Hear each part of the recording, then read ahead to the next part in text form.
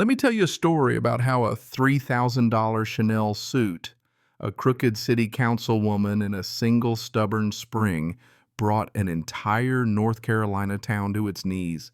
And yeah, there's a lesson in it if you're paying attention. You ever seen a grown woman, high heels in the mud, screaming into a phone while her empire literally sinks behind her? Because that's how I'll always remember Councilwoman Lysandra Blackthorne, ankle deep in dirty water outside the collapsed Riverside Municipal Building, makeup running, screaming my name so loud I swear windows shook 3 blocks away. You did this on purpose.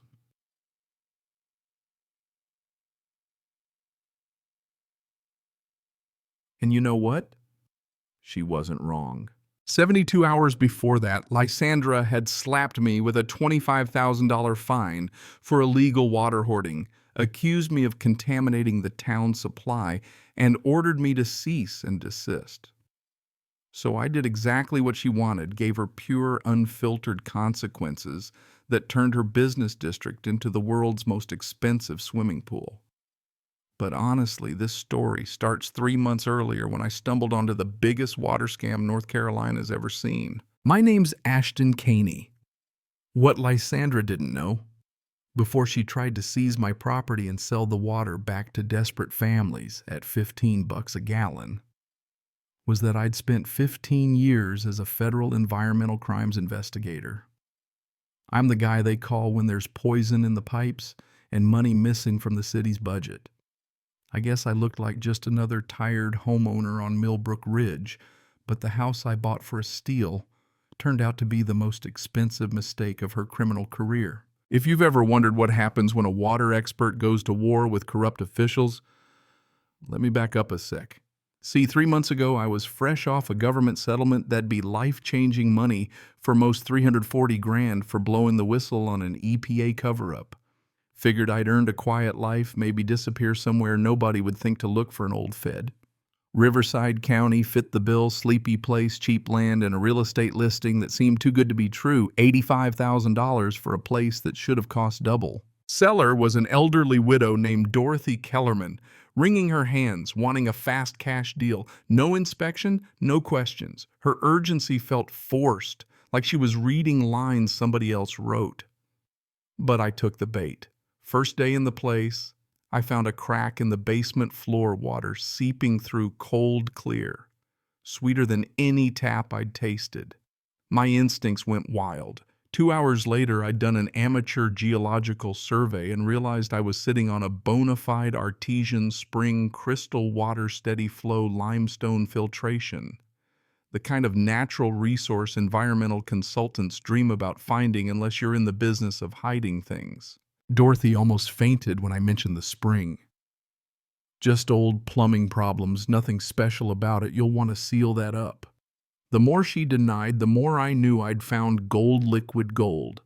Within a week, I had tests back 0 bacterial contamination, perfect pH minerals that'd make bottled water companies jealous. But that's when I figured out why Dorothy was so eager to sell. My neighbors started showing up with jars of tap water that looked like weak tea and smelled like engine degreaser. One retired teacher down the street said, "City says it's safe, but my husband won't even shower in it." I didn't need lab gear to see heavy metals floating in her glass. Turned out the whole municipal water supply was being poisoned. Samples from 7 households, all contaminated industrial chemicals, heavy metals, organics. Not an accident. Someone was slow poisoning 12,000 people. I started tracing it back, mapping the contamination, late-night stakeouts by the reservoir, the kind of work I swore I'd left behind. That's when I caught them 2 men unloading unmarked drums from a commercial truck, pumping chemicals straight into the town's reservoir at 2:30 in the morning. Their truck was registered to Meridian Industrial Services, owned by Dale Blackthorne. Same last name as the city council's Queen Bee, Lysandra. Her husband, it turns out. She also happened to be the only licensed water contractor in the county. So here's the scheme: poison. The tap water declare a crisis, then sell safe water at $15 a gallon. Lysandra's company, Clearwater Solutions, had locked up every water contract in 3 counties. They ran the tests, sold the fixes. And when the fixes failed, they sold bottled water, my spring water, as it turned out. They'd been quietly buying up rural properties with springs, shutting them down or folding them into their supply chain. 7 properties in 3 years sued for environmental violations until the owners couldn't pay the lawyers and had to sell for pennies. My property, with its spring pumping out 2,000 gallons a day, jackpot. First move was intimidation. One Thursday, Lysandra herself pulled up my muddy driveway in a white Tesla Heels silver-haired designer suit. She flashed a dazzling smile and handed me a routine assessment request, looked official, full of signatures, but to a trained eye it was a fake. Wrong legalese, fake authorities, totally fabricated.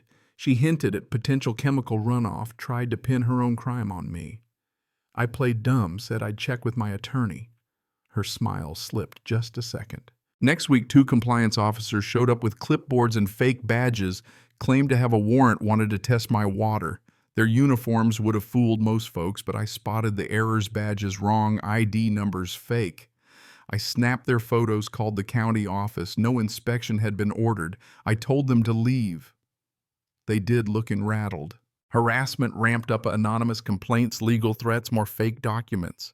All the while, I kept collecting evidence, surveillance footage of the reservoir water tests, financial records linking Lysandra's shell companies. Every move she made, I was a step ahead, documenting it for the feds. Then came the twist, a hidden safe in my basement behind a false electrical box.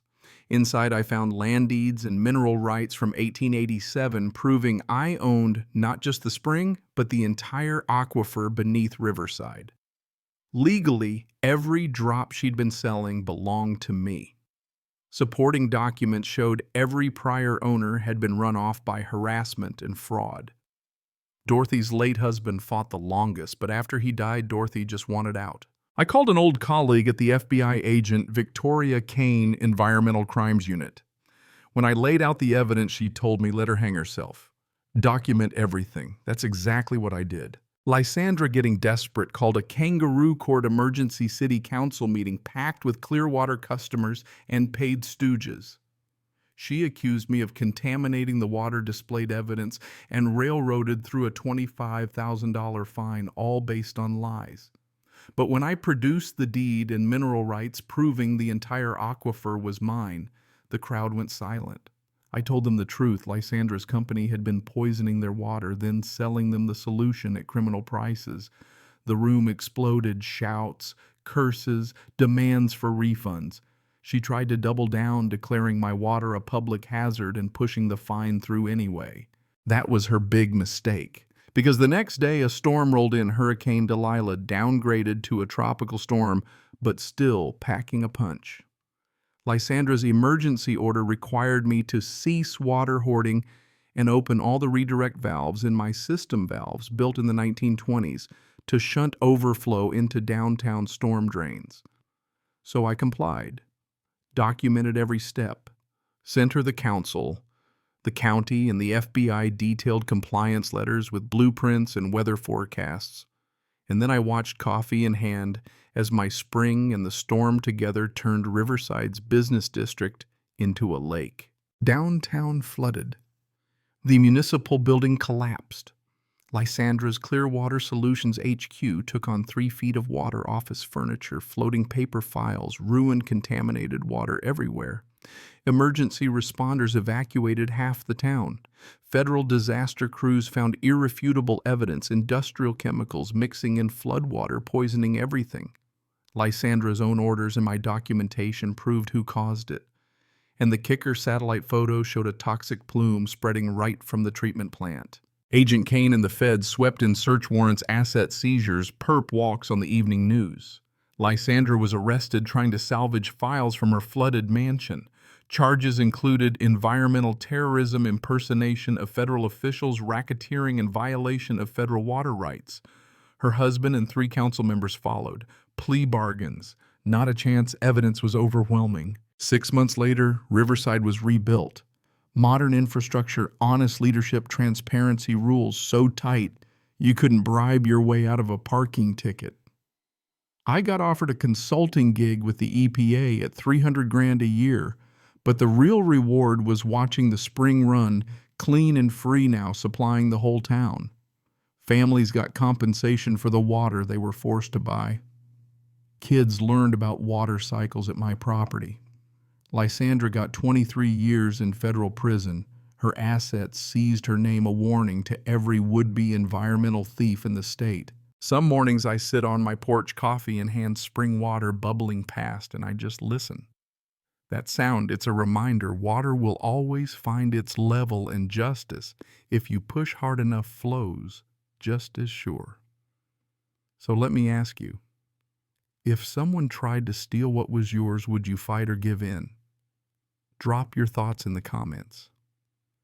And hey, if you've ever had to stand up to a bully, especially one with a fancy title, tell us how it turned out.